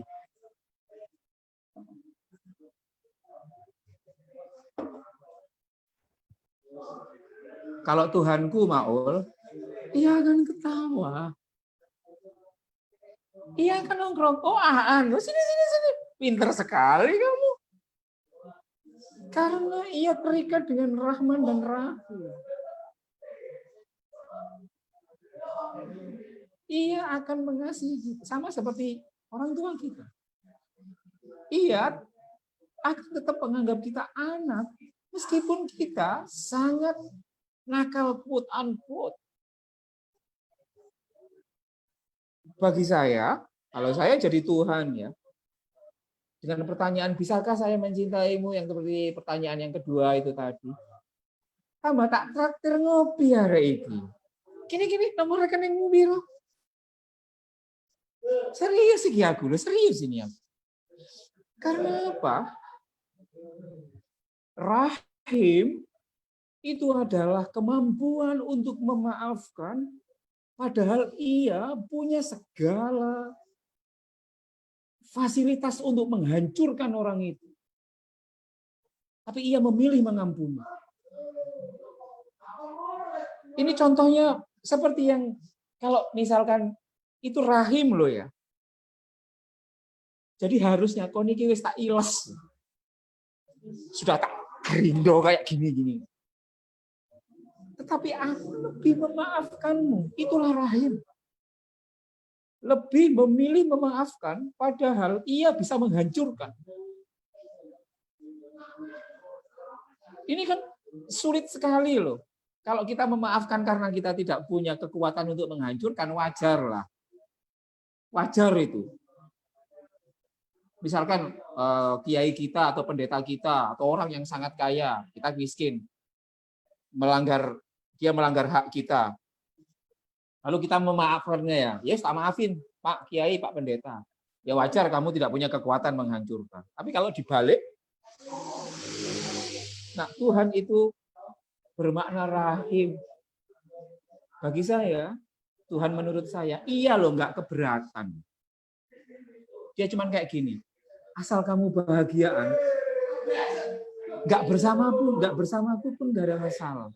Ini kan persis seperti seseorang kekasih yang melihat, ini misalkan saya perempuan ya, dalam konteks hetero. Lalu tiba-tiba pasangan saya perempuan, itu ternyata ia tidak mencintai saya lagi, tapi nggak punya keberanian untuk ngomong, tapi saya tahu. Ia cinta dengan orang yang lain, saya akan ngomong. As long as you happy, babe, just pick any guy you want. Sepanjang kamu bahagia, senyamanmu. Senyamanmu dalam arti, ini untuk kebaikan dia loh ya. Kebaikan di dalam konteks tidak untuk merugikan orang. Tapi bagaimana kalau ia memilih untuk merugikan orang? Saya kira Tuhan juga bisa memaknai. Karena dalam kerangka Gus Dur, orang itu cuma ada dua. orang baik dan orang yang sedang dalam proses menuju baik. Ini persis seperti kamu, Maul. Misalkan pacarmu ketangkep selingkuh. Maafin saja. Iya, selingkuh kedua. Maafin saja sambil mengatakan, oke, Ed, kamu sedang dalam proses menuju baik. Ketiga, maafin lagi. Karena ia sedang dalam proses menuju baik. Keempat, maafin sambil kasih surat. Kayaknya kamu harus cari yang lain deh. Tetapi saya memaknainya di dalam orang-orang Kristen 70 kali 7. Kesabaran, pemaafan itu tidak terbatas. 70 kali 7 kali itu kan tidak terbatas. Memaafkan itu penting. Bagi saya itu, Maul. Menurut saya loh ya, nggak tahu menurut teman-teman yang lain, boleh berbeda pandangan. Ya Gus, itu bahasa yang lebih mudah saya pribadi memahami begitu ya, biar kita Oh tuh iya, tugas saya adalah mempermudah. biar tidak terlalu jauh gitu loh, bayangin Tuhan tuh ada di mana gitu. No. Iya, ada dimanapun. Ada di mana-mana itu loh. Iya, bahkan begini, saya kalau dulu didoktrin bahwa kita kan dulu didoktrin ya, sama orang, misalnya doktrin, orang Hindu itu menyembah patung, orang Kristen menyembah salib, menjadikan Yesus itu sebagai anak dan lain sebagainya. Lalu kita marah karena merasa Gusti itu diduakan. Kalau saya kemudian dengan OS terbaru, OS teologi, operating system terbaru teologi ini, saya menjadi lebih mudah.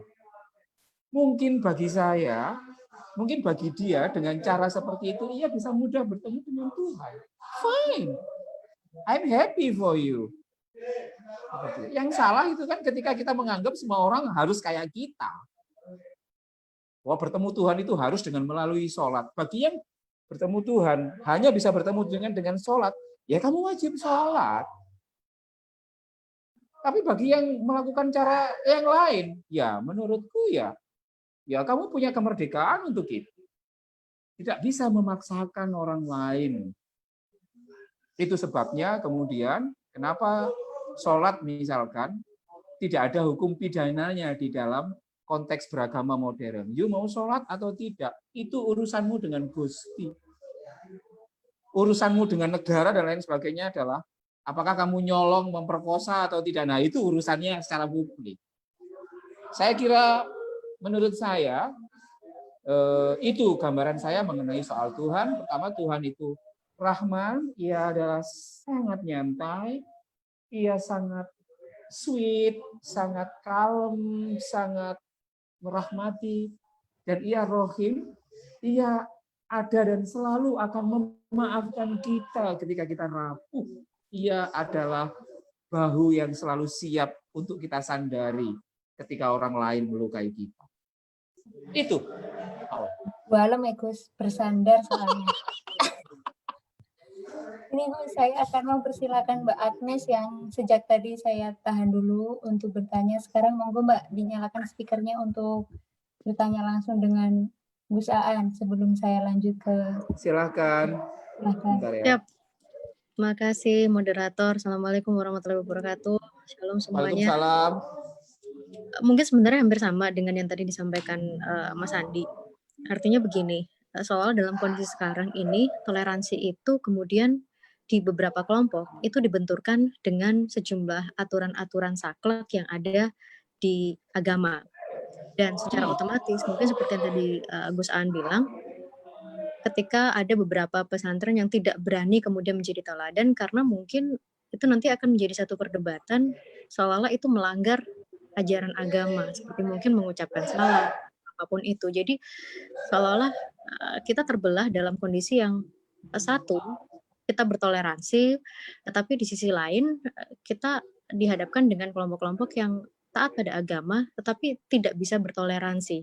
Nah, yang model-model kayak gitu dengan kondisi sekarang ini gimana ya Gus ya? Karena mau nggak mau kan sebenarnya kita mempercayai bahwa semua tujuan agama itu adalah kita punya hubungan dengan yang di atas, tentunya kita juga punya hubungan dengan yang ada secara horizontal, yaitu dengan manusia. Iya. Betul Gus Dur ketika itu mengatakan bahwa orang itu mempelajari Islam itu bukan hanya dengan membaca Al-Quran, tetapi juga dengan melihat bagaimana kehidupanmu sehari-hari apakah memang sudah sesuai apa enggak dengan Al-Quran.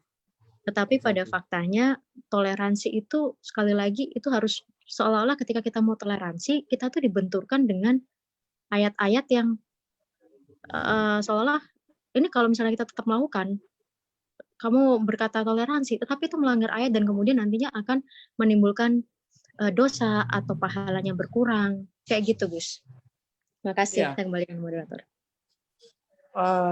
Oke. Ada lagi yang bertanya? Gus, saya Maul, Ada Mas Wahyu Tanoto tadi kayaknya. silahkan. oh iya. Langsung bertanya dengan Gusaan, monggo. Atau Silakan Mas Wahyu, mana tadi Mas Wahyu? Sudah masuk lagi kan?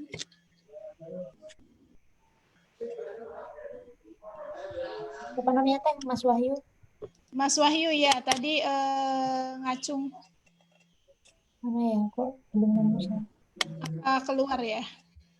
Oke, saya lanjutkan pertanyaan di chat aja ya, Gus. Iya, silahkan, Maul.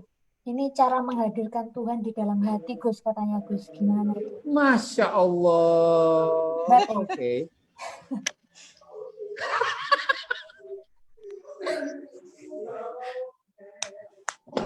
Ya Allah. Sorry, maaf. Karena ini ada hubungannya dengan apa yang sejak kecil sudah jadi pengalaman dia bahwa kalau kita beribadah itu hadirkan Tuhan. Nah, itu gimana? Kalau kok sampai hari ini Menghadirkan Tuhan ya. susah gitu. Gimana, Gus? Saya jawab yang menghadirkan Tuhan dulu saja. Maul, manusia itu rapuh. Ia butuh transmisi untuk sesuatu yang abstrak.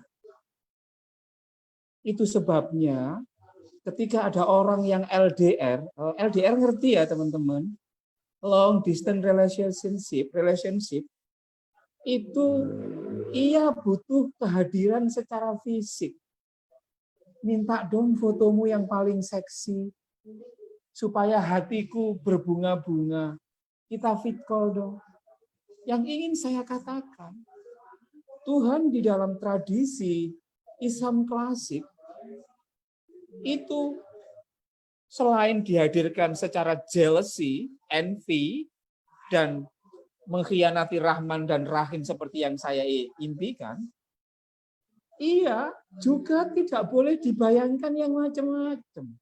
Apakah Tuhan punya tangan? Oh tidak, Tuhan tidak Jadi saya ingin katakan sebenarnya model berteologi kita yang ingin menjaga kesucian Tuhan dengan cara melarang kita mengimajinasikan tentang Tuhan, sungguh pun itu baik, tapi pada titik tertentu itu membuat orang bertanya seperti pertanyaanmu tadi, Maul. Bagaimana cara kita menghadirkan Tuhan? Loh, ini kan kacau. Itu kan berarti apa? Berarti strategi untuk mengabsurdkan Tuhan yang tidak boleh diwacanakan yang macam-macam. Itu ternyata malah membuat orang itu semakin jauh dari Tuhan. Yang ingin saya katakan, bagi saya merepresentasikan Tuhan itu, ini saya loh ya, Islamnya Aan Ansor. Saya merepresentasikan Tuhan itu senang sesuatu yang indah. Indah itu bagaimana? Indah itu seperti taman ya. Taman itu kalau cuma satu bunga, itu kan nggak indah banget. Ia menjadi indah ketika taman itu bermacam-macam. Ada mawar, ada apa, dan lain sebagainya. Sehingga apa? Ketika saya melihat taman itu kok cuma satu bunga, saya merasa saya perlu menghadirkan Tuhan di situ. Tuhan pengennya yang bercampur-campur deh. Nggak cuma jilbaban saja, nggak asik kalau orang Islam perempuan semuanya pakai jilbab. Karena ada orang yang mengatakan itu. Jadi bagi saya menghadirkan Tuhan itu simple. Hadirkan cinta itu. Kalau kita semuanya ingin menghadirkan Tuhan, itu adalah cek dulu apakah cinta kepada orang lain itu hadir di hatimu. Yang sayangnya oleh banyak orang, Tuhan itu dihadirkan dalam wajah yang sangat bengis.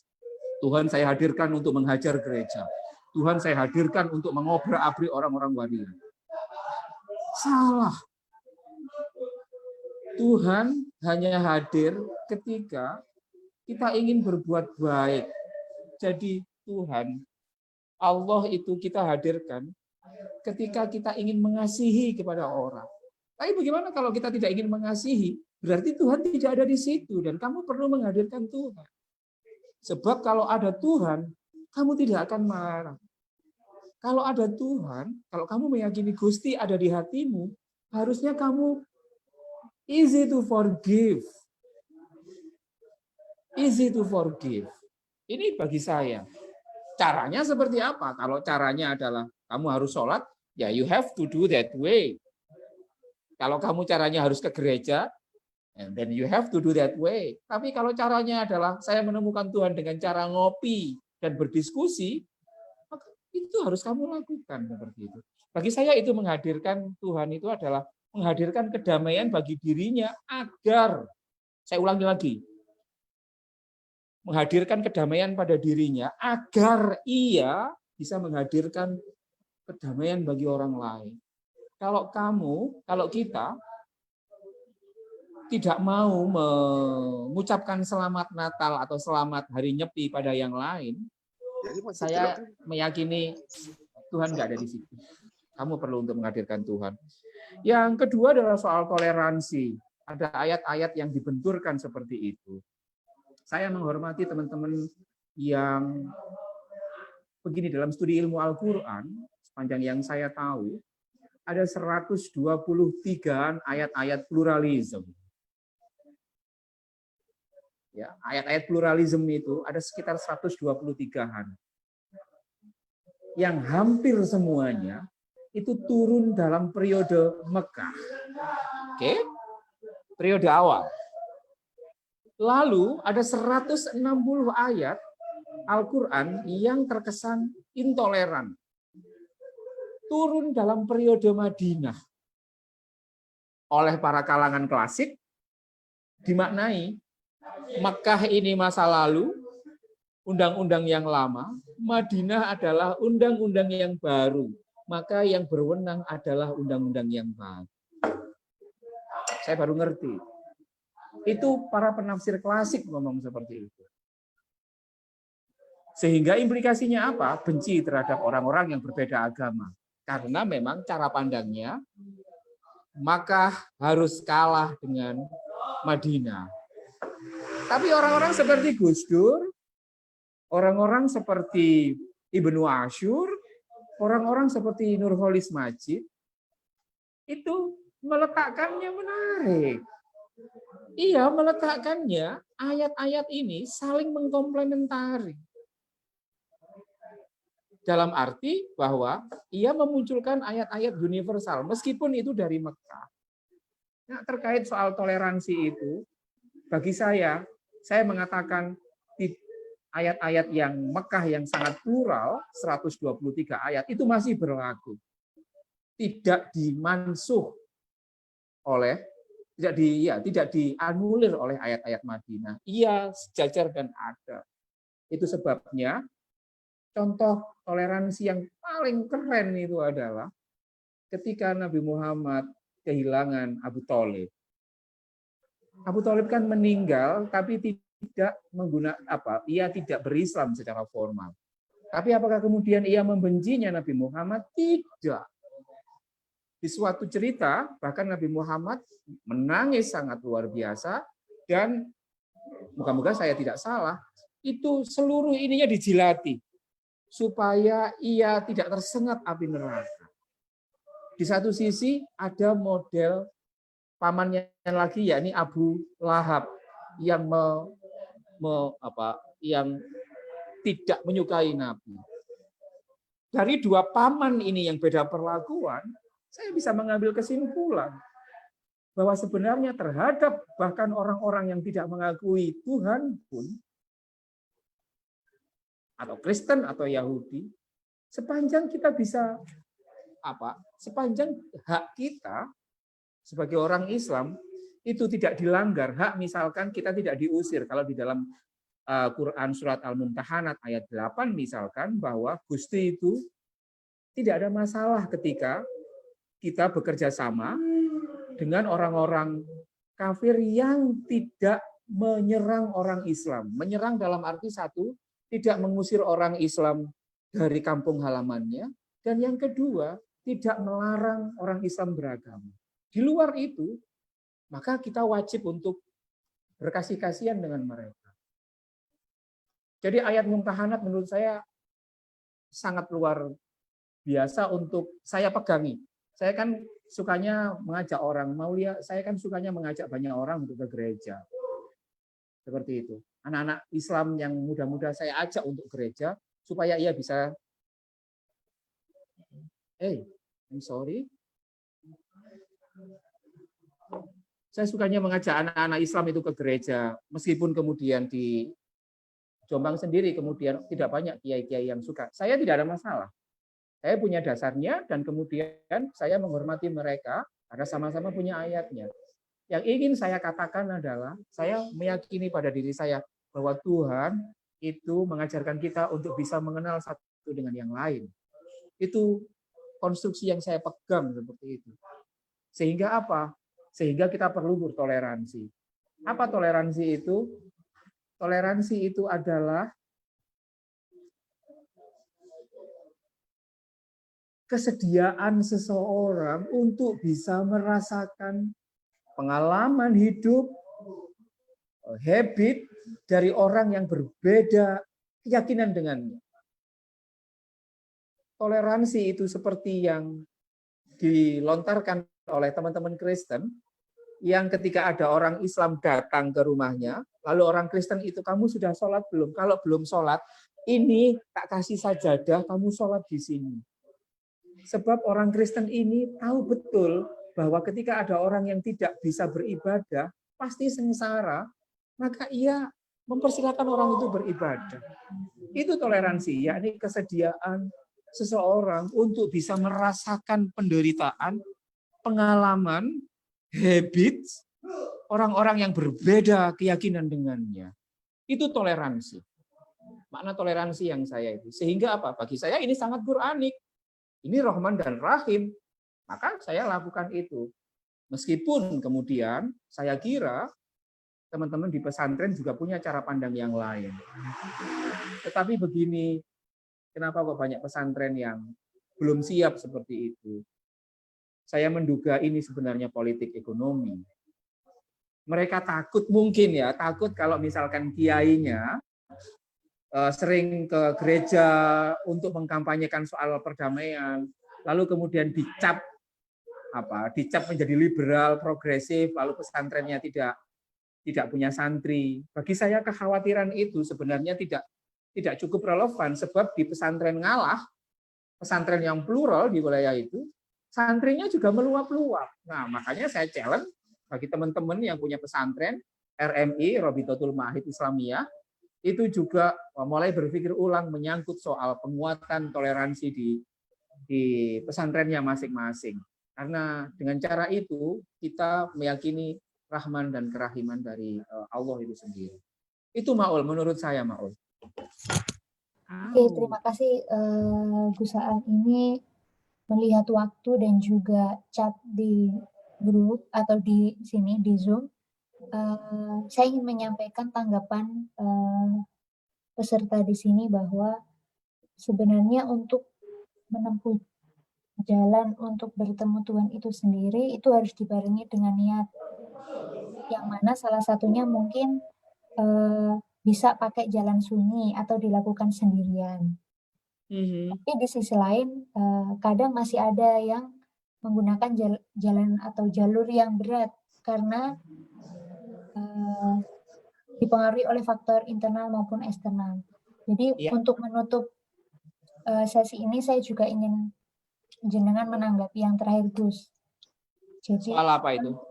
tentang mencari jalan sunyi untuk bertemu Tuhan. Jadi kalau yang saya pahami kalau jalan sunyi itu berarti kalau zaman dulu kayak sufi-sufi gitu ya, Gus, mungkin ya, Gus. Iya. Kalau dalam konteks hari ini, bahkan seorang sufi pun atau seorang alim, apapun status sosial dia, kalau sudah menyangkut kemanusiaan itu kan harusnya tetap keluar Betul. ya, keluar Betul. dari goanya lah ya, entah apa bentuknya. Nah itu menurut Gus Aan gimana untuk menyeimbangkan laku itu, karena bisa aja Iya. orang itu lebih nyaman melakukan jalan-jalan itu sehingga mungkin terlupa atau tidak sampai ke sosialnya. Itu untuk sekalian menutup diskusi ini. Iya. Monggo. Terima kasih Maul dan yang lain sebenarnya. Saya tidak tahu bagaimana model beragama teman-teman yang lain. Saya tidak tahu bagaimana model berislam teman-teman yang lain. Saya ingin menyampaikan, saya memegang satu konsep bahwa akhlak atau etika lebih tinggi dari hukum. Akhlak lebih tinggi dari fikih. Contoh, kalau saya diundang adik saya, katakanlah adik saya Kristen, misalkan, diundang perkawinannya di gereja, padahal di satu sisi, sebagai kakak, di satu sisi, ada banyak aturan-aturan hukum klasik yang mengatakan saya tidak boleh ke sana karena adik saya sudah kafir. Bagaimana cara merekonsiliasi itu? Maka kuncinya Maul, bahwa menemukan Tuhan itu adalah dahulukan akhlak di atas fikih. Dahulukan etika di atas hukum. Dahulukan Rahman dan Rahim ketimbang fikih itu sendiri. Sebab dengan cara itu kita akan menjalani apa yang dimandatkan oleh Tuhan Allah, yakni menjadi rahmatan lil alamin. Menjadi rahmatan lil alamin itu adalah memancarkan Rahman, gracious, dan Rahim, merciful. Sekali lagi, dahulukan etika, moralitas di atas hukum, di atas fikih. Hanya dengan cara itu, saya kira bangsa ini atau keislaman kita itu akan menjadi lebih kompatibel dan lebih mendukung tentang gagasan tentang pluralisme maupun penghentian praktek kekerasan terhadap orang-orang yang harusnya kita lindungi, termasuk kekerasan terhadap perempuan maupun pada kelompok minoritas yang lain. Dahulukan akhlak di atas fikih. Itu cara kita untuk menemukan Tuhan itu sendiri. Maul, itu Maul. Terima kasih ya. Terima kasih Gus Aan dan juga Thank you.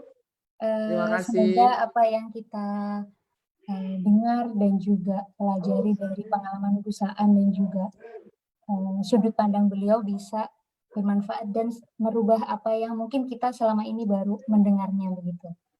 Jadi sekali lagi saya sebagai sebagai moderator mengucapkan mohon maaf jika ada salah-salah kata dan juga terima kasih kepada Gus Aan karena bersedia menjadi narasumber pada siang hari ini, dan terima kasih kepada teman-teman yang mengikuti seminar ini sampai terakhir. Sampai ketemu di acara Sri Kandi Lintas Iman yang selanjutnya. Sekian dari saya kembalikan ke host. Thank you. Oke, baik. Terima kasih banyak. Thank you, Win. Iya, terima kasih An atas ininya waktunya dan sharingnya luar biasa ya. Banyak yang didapat hal-hal yang mencerahkan dan baru. Terima kasih kepada Maulia, moderator. Terima kasih kepada Faidah dan Mada yang menjadi juru bahasa isyarat. Terima kasih pada teman-teman yang sudah bertanya, memberi komentar dan seterusnya. Terima kasih kepada Davi yang sudah setia ya hadir selalu di seminar kita. Seminar kita tidak akan berhenti di sini. Kita masih ada beberapa kali seminar, tapi topiknya akan berubah ke soal pemberdayaan ekonomi perempuan lintas iman. Semoga di antara kita ini, di antara kita di sini ada yang tertarik untuk mengikuti serial seminar kita yang insya Allah akan kita adakan sebanyak 5 kali, mulai tanggal 24 Juli sampai September nanti ya. Nantikan informasi lengkapnya, stay tune di medsos kami, Srili, di Instagram, Facebook, Instagram dan Facebook. Kami juga ada website, kami juga ada YouTube. Silakan bagi teman-teman yang berkenan untuk subscribe YouTube kami Sri Kandi Lintas Iman. Sekali lagi terima kasih Mas Aan. Semoga bisa berjumpa lagi di lain waktu dan kesempatan ya. Thank you. Terima kasih semuanya. Thank you. Ya, Terima kasih. silakan. Oh iya, tadi Aannya udah ini ya, udah. Aan masih di situ atau enggak? Oh, udah live dia. Tadinya mau foto lagi tapi nggak apa-apa. Baik, terima kasih sekali lagi kepada para peserta, teman-teman yang setia dengan seminar kita. Monggo bagi yang berkenan, yang mau live bisa silakan, tetapi mohon untuk bisa mengisi link evaluasi kami, karena dengan evaluasi juga kami mencatat nama lengkap dan email teman-teman untuk kami kirimkan e-sertifikat. Gitu ya. Terima kasih banyak. Ya, makasih Mbak. Ya, Ditunggu lagi silakan ke bisa Makassar. dihidupkan kalau mau menyampaikan apa, silakan. Ditunggu lagi Mbak datang ke Makassar. Oh iya nanti kalau coronanya